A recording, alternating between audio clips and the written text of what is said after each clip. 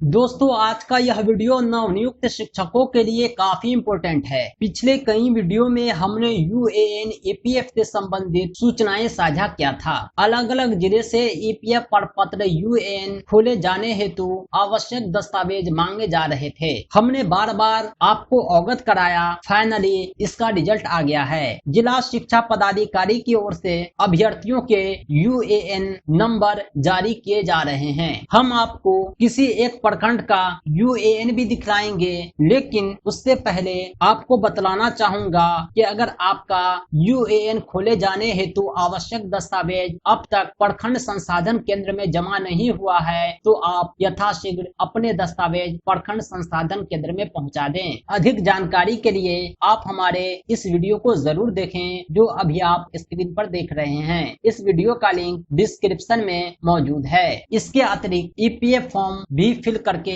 भेजने पड़ते हैं। ईपीएफ प्रपत्र भरने का सही तरीका भी आप जान सकते हैं। तो आइए वीडियो स्टार्ट करते हैं। अगर आप चैनल पर नए हैं तो हमारे यूट्यूब चैनल टीचर अहमद को जरूर सब्सक्राइब करें। इस तरह की यूजफुल वीडियो के लिए बेल नोटिफिकेशन ऑन करें ताकि हर सूचनाएं आप तक पहुंचती रहे। यूएएन नंबर के बारे में हमने आपको कभी बतलाया था कि यह 12 डिजिट का यूनिक नंबर होता है जो एक कैंडिडेट को एक बार ही दिया जाता है। अगर कोई अभ्यर्थी चाहे अपना डबल यूएएन जनरेट करना तो ये संभव नहीं है। यह आपके आधार नंबर और मोबाइल नंबर से लिंक होता है। आपको अपना यूएएन कहां से मिलेगा इसकी जानकारी हम आप तक साझा करेंगे। अभी आप स्क्रीन पर देख रहे हैं ये block education officer Khudawandpur Begusarai का लिस्ट है। प्रखंड संसाधन केंद्र खुदावंदपुर बेगूसराय ने अपने प्रखंड में कार्यरत नवनियुक्त शिक्षकों के यूएएन जारी किए हैं। टीचर का नाम और वो किस स्कूल में पदस्थापित हैं उसका नाम अंकित है। इसके बगल में 12 डिजिट का यूएएन नंबर है। यूएएन का पूरा नाम होता है यूनिवर्सल अकाउंट नंबर। 12 डिजिट का यह यूएएन आपके लिए काफी इम्पोर्टेंट है जो आपके